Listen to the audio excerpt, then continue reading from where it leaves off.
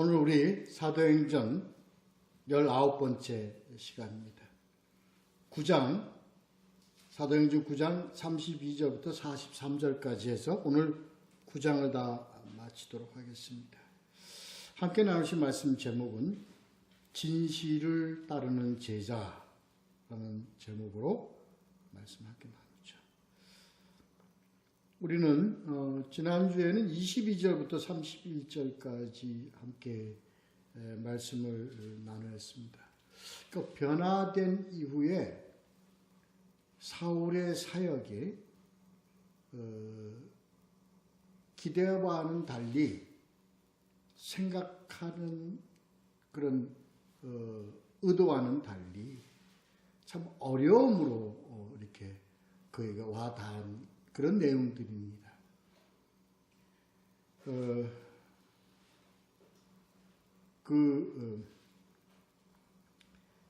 여기서 이제 그 다메섹에서 전하고 그리고 또 예루살렘에서 이제 전하는 그 사역의 내용이 그야말로 돌아오는 모든 반응이 죽이려고 하는 그러한 반응으로 아주 어려움을 겪습니다.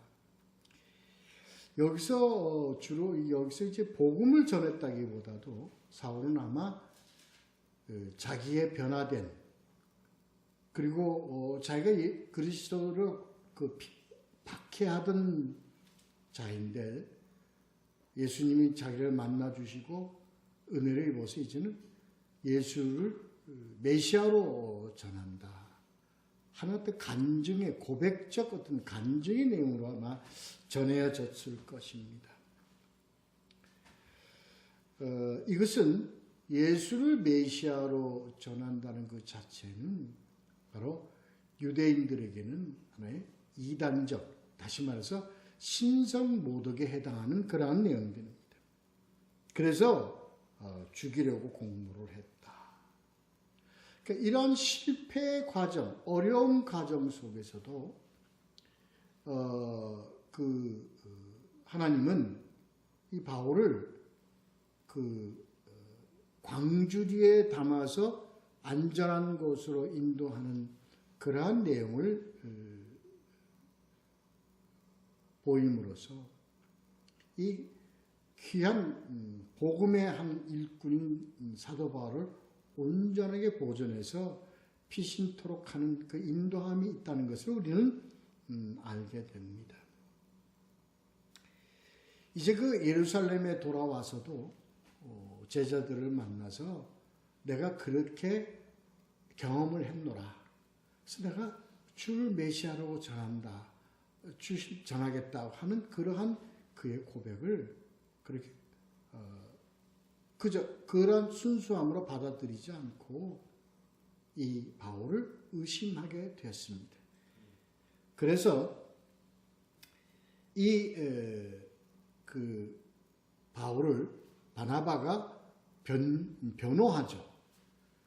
거기서 보면 그 말 가운데 주를 어떻게 보았는지 그리고 주께서 그에게 말씀하시는 것을 그리고 또한 이렇게 예수의 이름으로 담대히 전하게 된 이 과정을 설명하는데 우리는 그 내용을 보고 예수 그리스도 제자 되는 길을 우리가 깨닫게 됩니다.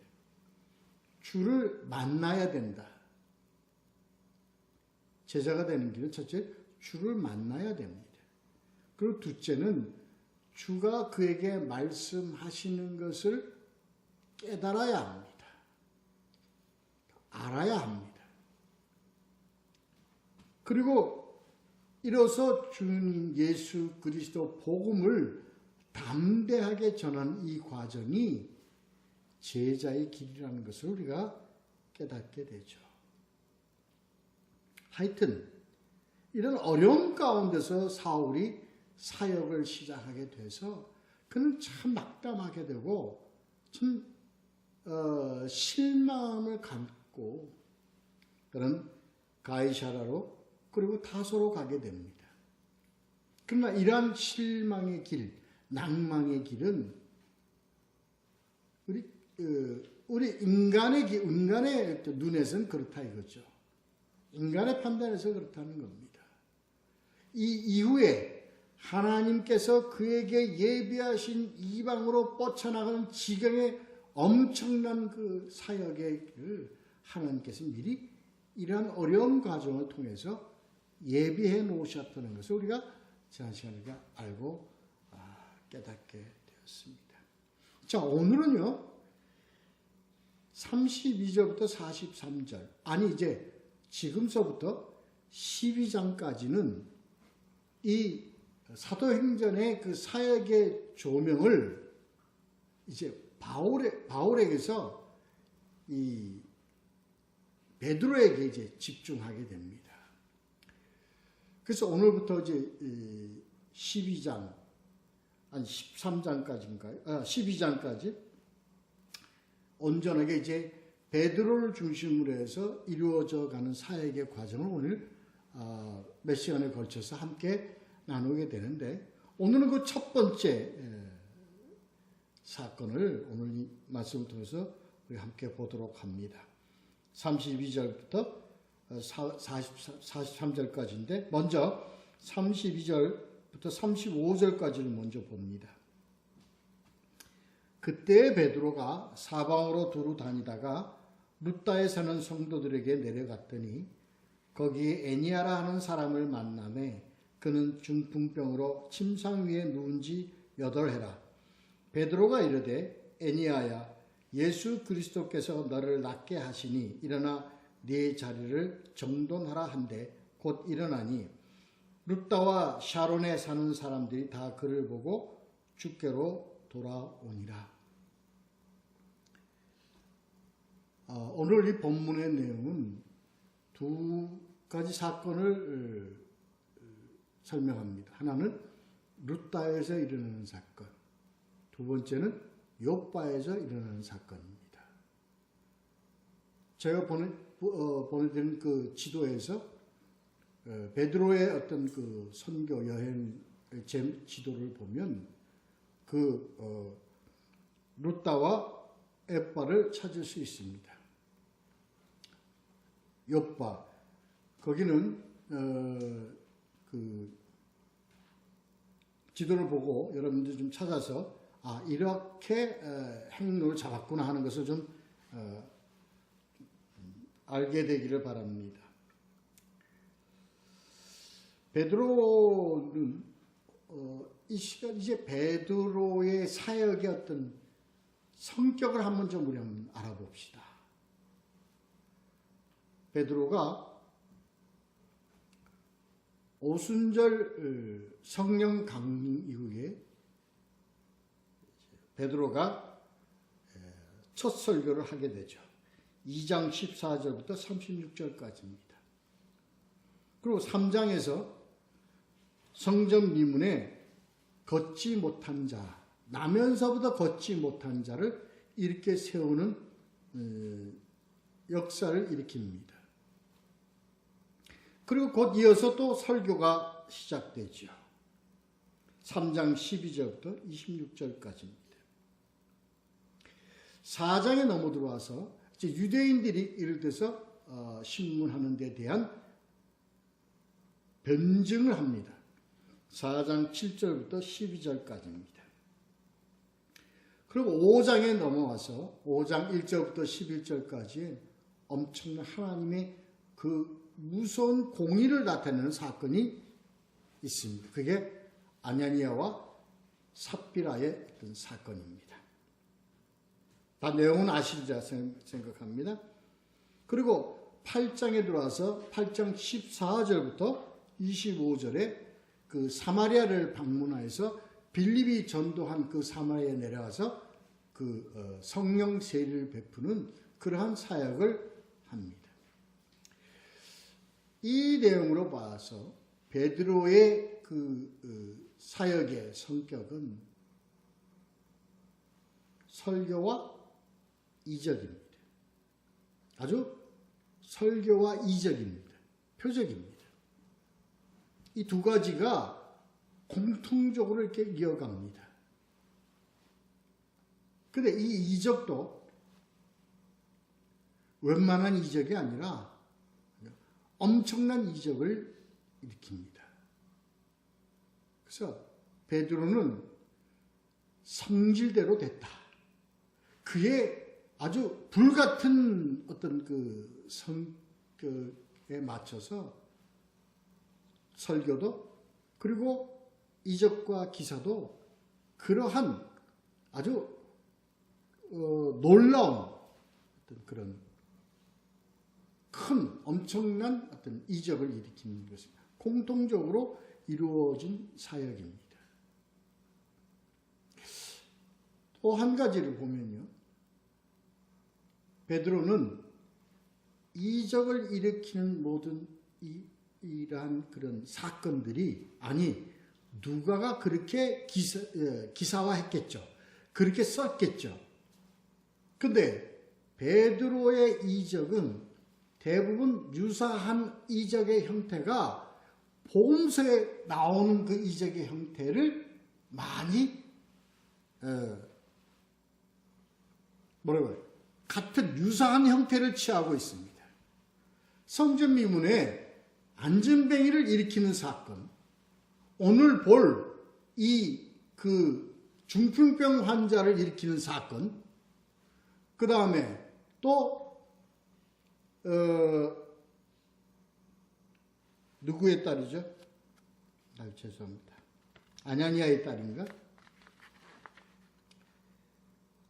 다비다라 하는 여제자, 죽은 사람을 살려서 일으키는 사건, 이 모든 사건들이 우리가 전체적으로 통틀어 봤을 때 예수 그리스도가 복음서에서 우리가 나타난 이적과 기사의 형태와 거의 유사한 형태를 취하고 있습니다. 이걸 우리가 잘 알아야 합니다. 이것이 베드로가 예수 그리스도의 그러한 표적, 이적과 기사를 능력을 받아서 예수를 모방한다는 그러한 의미의 사역으로 생각할 것이 아니라 베드로는 철저히 예수 그리스도를 따르는 제자였습니다. 이게 사울과 베드로의 사역에 조금 다른 면의 성격을 가지고 있습니다. 사울, 나중에 바울이 되죠. 사울의 사역은 하나님의 그와 예수 그리스도와 동행하지 않았어요. 그러나 그는 예수 그리스도의 어떤 진리를 깨닫고 복음을 그대로 깨달아서 그 복음으로 사람에게 그 생명을 전하는 사역의 방향을 했다면 베드로는 예수 그리스도와 동행하면서 예수 그리스도를 따르면서 그가 하는 복음을 그대로 자기 것으로 그대로 전달하는 역할을 하면서 예수 그리스도의 복음을 통해서 이적을 나타내는 것을 그가 보고 듣고 이룬 그대로 이전했다고 할까요? 그대로 옮긴 그러한 사역을, 그래서 예수 그리스도와 했던 예수 그리스도 당시에 공생의 당시에 이루어졌던 사역에 못지않은 놀라운 이적을 나타내는 그런 사역의 형태임을 우리가 알게 됩니다. 누가가 요 점을 강조하기 위해서 오늘 이 32절부터 43절까지의 어떤 사건의 내용을 기술합니다. 그러면서 누가가 이 사건을 기술할 때 복음서에 예수 그리스도가 하셨을 때 이적의 사건과 유사한 모양으로 기술하고 표현했다는 것을 우리가 알아야 합니다. 그래서 이것을 통해서 이 누가는 베드로는 예수 그리스도의 사역과 복음 이 모든 것을 그대로 그대로 아주 변함없이 그대로 옮겨 담아서 그대로 그가 사역에 그대로 그것을 사용했다, 아니 그대로 사역했다, 그러한 의미를 이 누가는 오늘 이 표현을 통해서 강조하기 위함이라는 것을 오늘 우리가 좀 알고 깨닫게 됩니다. 한 본문을 보면서 보죠. 그래서 이러한 베드로의 사역 첫 사건이 아니라 오늘 우리 보는 본문에서 먼저 나타난 사건이 애니아라는 루다에 사는 애니아라는 그런 사람의 중풍병을 고치는 사건입니다. 이 내용은요,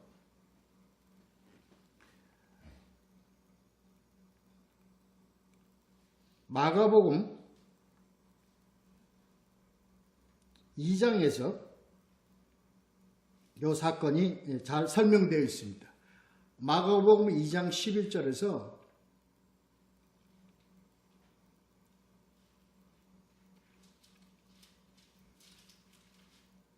이런 중풍병자를 고치는 사건이 있습니다. 이 사건과 유사하게 지금 누가는 이 사건을 설명 기술해 가고 있다는 것을 우리가 알아야 합니다.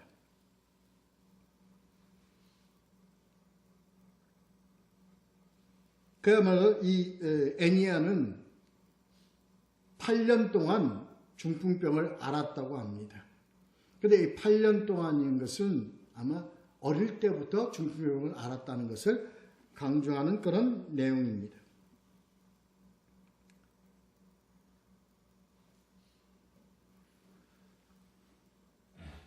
여기서 지금 이 오늘 사건의 모든 것은요, 인간의 능력, 오늘날 말하면 우리 인간이 만든 어떤 그러한 방법론, 의술, 이러한 모든 것으로서는 감당할 수 없는 그러한 병을 가지고 지금 기사들을 다루고 있습니다. 이 8년 동안 하는 중풍병이라고 그런 거는 아마 의학적으로 고치기가 아주 어려운 그러한 내용의 병이겠죠. 그렇습니다. 왜 오늘 이것을 이렇게 설명을 할 건가? 왜 인간이 고칠 수 없는 그 병을 가지고 기사를 다루느냐? 이걸 가지고 그러면 좀 생각을 해봐야 합니다. 여기서 우리 인간이 갖는 그런 능력, 한계, 다시 말해서 의술에 대한 것을 비하하거나 그러한 것을 초월했다는 의미로 이 기사를 쓰는 게 아니라는 것을 우리가 알아야 합니다. 의술 대단히 중요합니다. 이 의술과 모든 그러한 인간의 모든 그러한 능력을 하나님께서 주신 것이기 때문에 대부분의 우리가 현대가 가지고 있는 병들이나 모든 것들은 다 이런 의술로 고칠 수 있도록 하나님은 우리에게 능력과 그런 모든 것을 우리에게 허락하셨어요.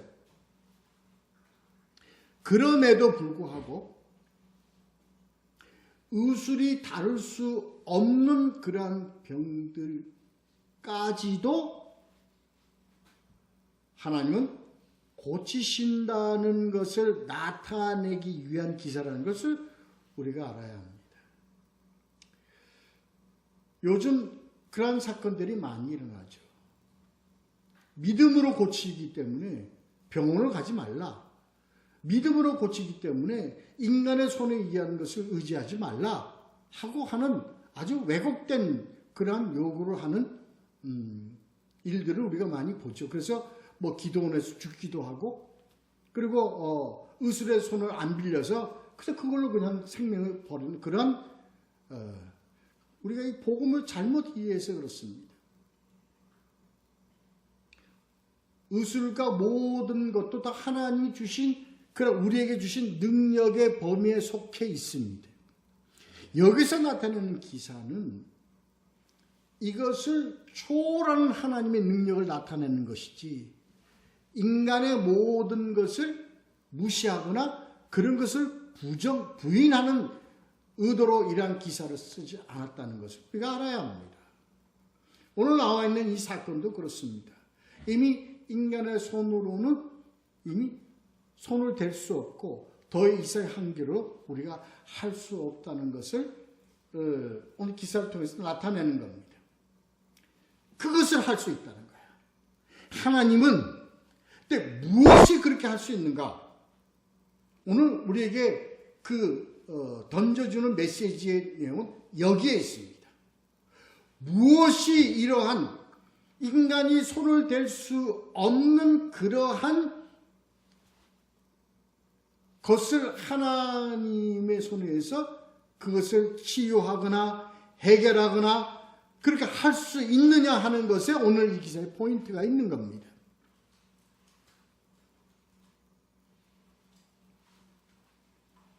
이겁니다. 베드로가 뭐라고 그랬어요? 내가 너에게 손을 댔으니 네가 나을 것. 이렇게 얘기했습니까? 아닙니다. 뭐라고 그랬어요? 예수 그리스도께서 너를 낫게 하시냐.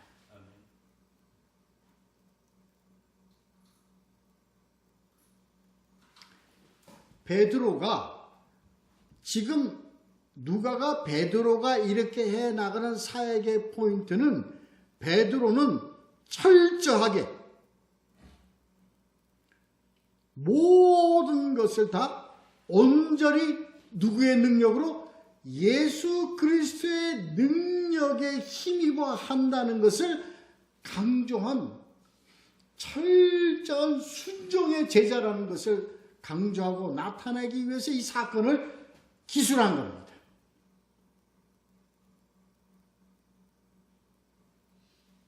오늘 우리는 이거를 정확하게 핵심을 파악하지 못하고 결과 아니면 그 과정에 있는 이 모든 것을 베드로가 이렇게 능력받은 것은 하나님으로부터 능력을 받아서 이렇게 했다는데 거기에 중점을 두고 설명을 하려거나 나타내려고 하는 오판을 우리가 가진 겁니다. 아니에요. 그렇지 않습니다. 여기서 나타내고자 하는 것은 베드로는 철저하게 예수 그리스도에 순종하는 예수 그리스도에 힘입어 예수 그리스도를 의지하는 그러므로 예수의 사랑을 깊게 받은 제자였다는 것을 강조하는 것입니다. 바로 그겁니다. 그래서 누가 낫게 해요? 이거는 예수 그리스도 너를 낫게 하신다. 그럼 오늘 우리가 하나 더 우리가 생각을 해봐야 될 건 예수 그리스도의 어떤 부분이 낫게 하셨느냐 이겁니다.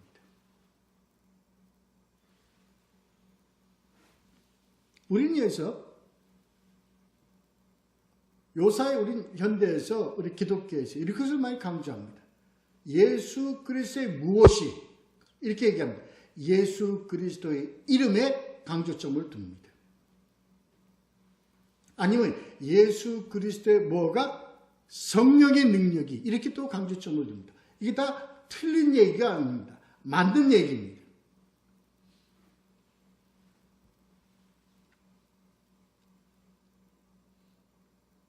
근데 그것을 의미와 이해를 달리하기 때문에 문제가 생기는 겁니다. 한때 교회에서 예수 그리스도의 이름으로 축사하고 예수 그리스도의 이름으로 명령하고 예수 그리스도의 이름으로 모든 것이 해결되어지는 것으로 해서 예수 그리스도의 이름에다가 강조를 하다 보니까 예수 그리스도의 이름의 의미가 무시되고 예수 그리스도의 이름 그 자체가 강조되어지는 잘못된 그런 이걸 여러분 잘 이해를 해야 됩니다. 예수 그리스도의 이름은 예수 그리스도의 이름이 갖는 의미가 중요하다는 거예요. 성령의 어떤 의미가 중요하다는 거예요. 근데 우리는 마치 예수 그리스도의 이름의 명함을 가지고 모든 것이 해결되어지는 것으로 그렇게 많이 오해들을 하고 있었죠. 그래서 예수 그리스도의 이름을 뭘로? 추상적으로 생각한 거예요. 오늘 이 본문의 내용을 잘 봐야 합니다. 우리는 여기서 예수 그리스도의 무엇이 낫게 했는가?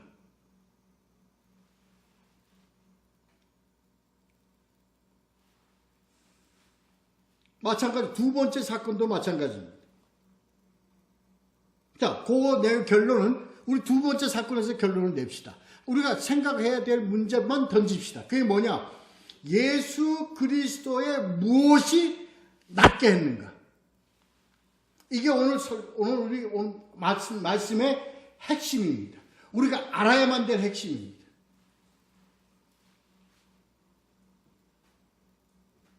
그 지금 네 자리를 정돈하라 이 내용은 마가복음 2장 11절에서 일어나 네 상을 가지고 집으로 가라 하는 표현을 그대로 유사하게 묘사한 겁니다. 이것은 그와 동일하게 예수 그리스도의 치유의 사건을 연상하게 하며 연결시키고자 하는 누가의 의도가 있었다는 것을 알아야 합니다. 이 의도가 왜 이 의도가 있는가를 알아야 합니다. 다시 말해서 예수 그리스도의 무엇이 베드로를 통해서 낫게 해야 하느냐 이걸 알아야 됩니다. 답을 미리 얘기하지 마십시오. 고대합시다. 자, 두 번째 이제 내용을 봅시다. 두 번째 사건에 더 이거보다 이제 루다에 있었던 이 사건보다도 욥바에 있었던 사건이 더 한 발 더 다가갑니다. 이 사건은 뭡니까? 예수 그리스도의 결정적인 역사, 어떤 역사? 죽은 자를 일으킨 그러한 사건들을 연계시키는 사건입니다. 죽은 자를 일으킨 사건이 뭐가 있었죠? 예수의 첫째, 기억나는 건 나사로입니다. 두 번째, 회당장 야이로의 딸입니다. 그 중에서 오늘 이 사건은 회당장 야이로의 딸을 일으킨 사건과 연결시키는 누가의 의도에 있습니다. 자, 본문 읽읍시다. 36절부터 42절까지 욥바에 다비다라 하는 여자가 있으니 그 이름을 번역하면 도르가라. 선행과 구제하는 일이 심히 많더니 그때 병들어 죽음에 시체를 씻어 다락에 누이니라. 루다가 욥바에 가까운지라 제자들이 베드로가 거기 있음을 듣고 두 사람을 보내어 지체 말고 와 달라고 간청하여 베드로가 일어나 그들과 함께 가서 이르매 그들이 데리고 다락방에 올라가니 모든 과부가 베드로 곁에 서서 울며 도르가가 그들과 함께 있을 때 지은 속옷과 겉옷을 다 내보이거늘 베드로가 사람을 다 내보내고 무릎을 꿇고 기도하고 돌이켜 시체를 향하여 이르되 다비다야 일어나라 하니 그가 눈을 떠 베드로를 보고 일어나 앉은지라. 베드로가 손을 내밀어 일으키고 성도들과 가부들을 불러들여 그가 살아나는 것을 보이니 온 욥바 사람들이 알고 많은 사람이 주를 믿더라. 여기까지 보겠습니다. 이 사건은요, 마가복음 5장 22절 이하에 있는 사건과 아주 유사한 사건으로 지금 누가가 기술하고 있습니다. 회당장 야이로의 딸을 이제 고치러 가는 사이에 야이로의 딸이 죽었다고 하인들이 회당장에게 얘기합니다. 이미 죽었다. 이제 더 이상 오셔서 그거 하실 필요가 없다 하는 의도로 하인들이 얘기할 때 예수 그리스도가 그래도 갑니다. 내용은 요약만 하면 그래서 가서 살립니다. 그래서 예수 그리스도가 이제 그를 살리는 내용 사건과 이거와 같습니다. 결론은 뭡니까? 죽었다는 겁니다. 지금 여기서 다비다라는 여제자가 있으니 이게 뭐예요? 어떻게 됐어요? 병들어 죽음에 시체를 씻어 다락에 누인이라 이렇게 되어 있습니다. 이미 죽었다는 것을 강조하는 겁니다. 죽었다는 것을 강조하는 표현입니다.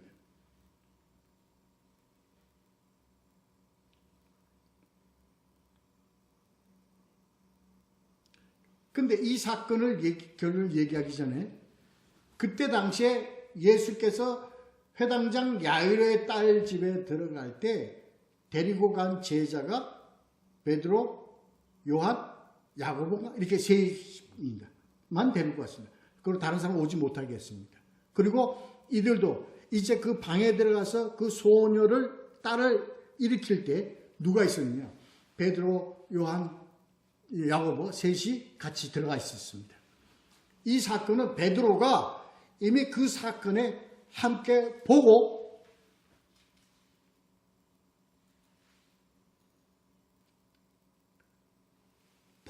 경험한 사건입니다. 지금 그 예수 그리스도의 그때 죽은 자를 살린 그런 이적을 몸소 보고 경험한 자입니다.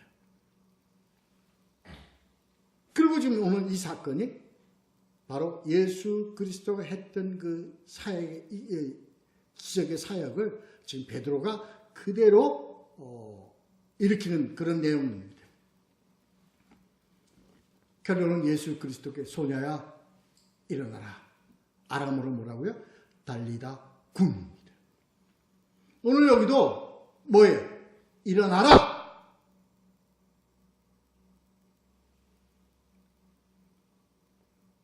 죽은 자를 하나는 뭐예요? 살렸어요. 그 다음 두 번째는 뭐예요? 일으켰다는 거예요. 일어나게 했다는 거예요. 왜 이 사건을 반복적으로 죽은 자를 살리는 그러한 이 사건들을 이렇게 기사화했을까요? 왜요? 예수 그리스도의 이 신유의 이적, 이런 살리는 이적이 목적이 어디에 있냐면 뭐예요? 살리고 또 하나는 뭐예요? 이렇게 세우는 데 있다는 거예요.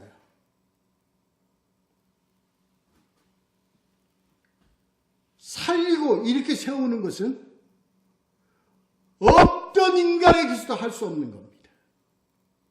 의술이 살리고 세웁니까? 아니, 고쳐서 살리는 것은 있을 수 있는 얘기죠. 근데 이 내용은 다 뭡니까? 죽은 자를 살리는 겁니다.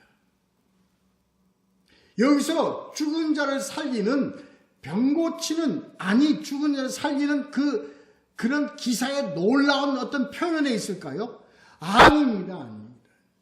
뭐냐면은 예수 그리스도라는 그 의미, 이름이 가지고 있는 그 의미, 성령이 가지고 있는 그 의미, 이 모든 것에 하나님의 뜻과 목적은 뭐냐면 살리는 데 있고 이렇게 세우는 데 있다는 것을 강하게 표현하기 위해서 이 사건을 기사화했다는 것을 우리가 알아야 합니다.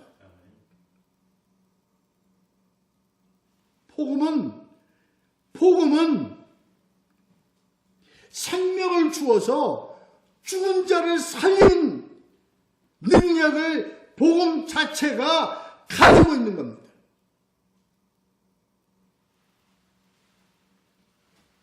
성경의 이 글자는요, written scripture입니다.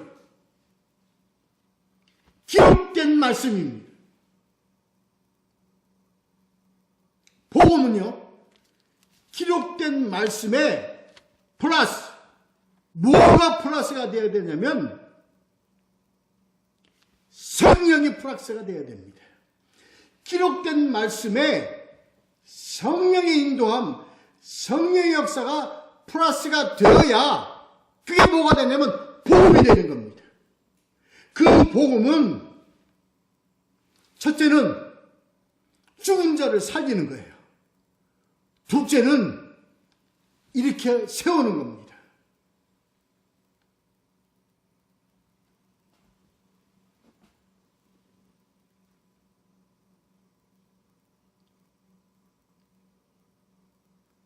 성경의 말씀대로 진리대로 성경대로 순수한 말씀 중심의 이러한 얘기를 가지고는 마치 이러한 얘기가 사역, 이적과 표적과 하나님의 능력과는 별개인 것으로 우리가 생각하는데 그건 정말 잘못된 것입니다.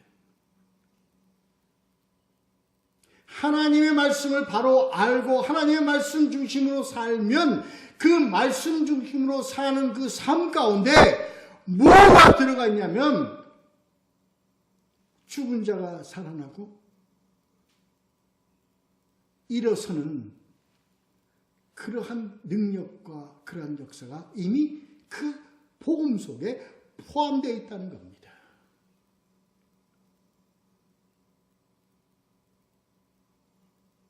베드로는요, 그걸 경험하고 그걸 알았기 때문에 예수 그리스도의 그 온전한 의미를 자기 몸에 담고 사역을 한 거예요. 그래서 베드로를 훌륭한 제자요. 그가 머리가 좋아서 제자가 훌륭한 제자입니까? 사랑받은 제자가 됐습니까? 아니에요. 뭐가 특별한 예수 그리스도가 특별하게 어떤 그런 대우를 받아서 사랑받는 제자가 됐습니까? 아니에요. 그러면 너무 순수했어요. 너무 순수했기 때문에 그저 순수한 그 상태에서 입으로 고백한 겁니다. 주는 그리스도시요 살아계신 하나님의 아들이십니다.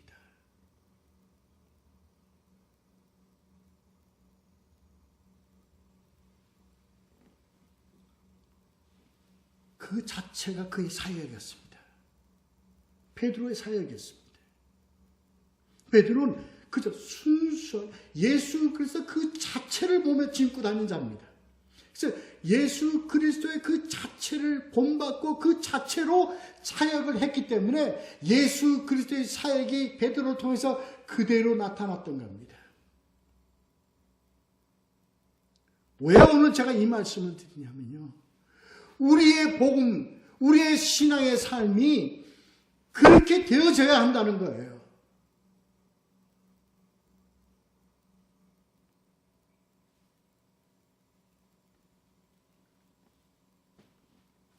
학식이 필요한 게 아니고요. 우리의 머리 좋은 지식이 필요한 게 아니고요. 우리의 뭔가 특별한 재질, 특별한 우리 자질이 필요한 게 아닙니다. 뭐가 필요하냐면요, 우리는 예수 그리스도 그 자체를 몸에 담고 있어야 돼요. 예수 그리스도 그 자체로 따라야 합니다. 예수 그리스도 그 자체를 우리의 삶 가운데서 그렇게 나타내야 되는 거예요.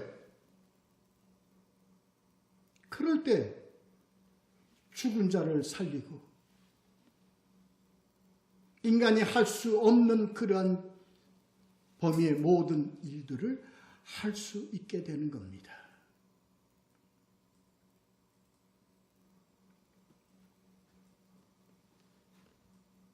다시 말해서 복음 그 자체가 생명을 포함하고 있는 겁니다.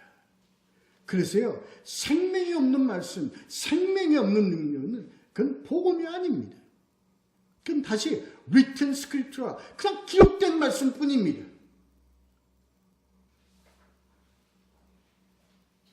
그 복음에 바로 성령이 함께할 때,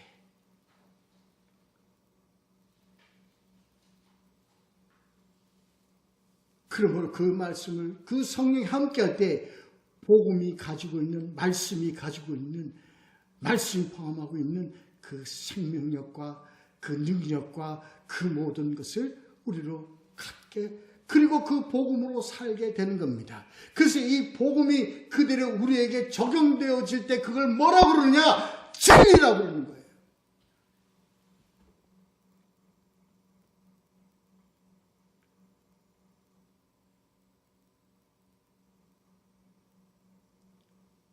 마치 그것을 공식적으로 설명을 하는 것이 모순일지 모르겠지만, 아니 그렇게 해서 이해가 된다면 우리는 그렇게라도 이해를 해야 합니다.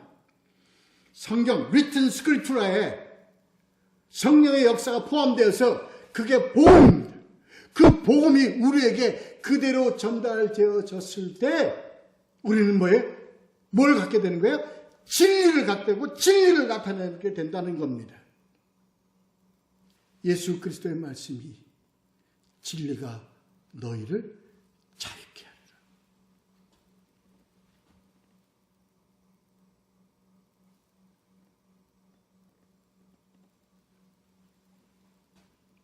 (43절에) 베드로가 요빠에 열어나 있어 시몬이라는 무두장의 집에서 머무니라. 이건 다음 시간에 설명할 내용이지만, 그래서 이후에 바로 다른 곳으로 가지 않고 요빠에 머물러요. 이 요빠에 머무르는 며칠간 머무르는 이유가 있습니다. 왜냐고요? 저는 그렇게 생각합니다. 놀랐어요. 다 뒤집어졌어요. 모든 자들이 다 주를 믿더라 해요. 근데 이 믿은 건 뭘 보고 믿은 거예요? 이적을 보고 믿었어요. 그들을 예수 그리스도가 누구이신가, 그가 어떻게 우리를 낳게 하시고 우리를 어떻게 살리게 하시고 하는 것을 복음을 그들이 알도록 그들을 양육해야 됩니다.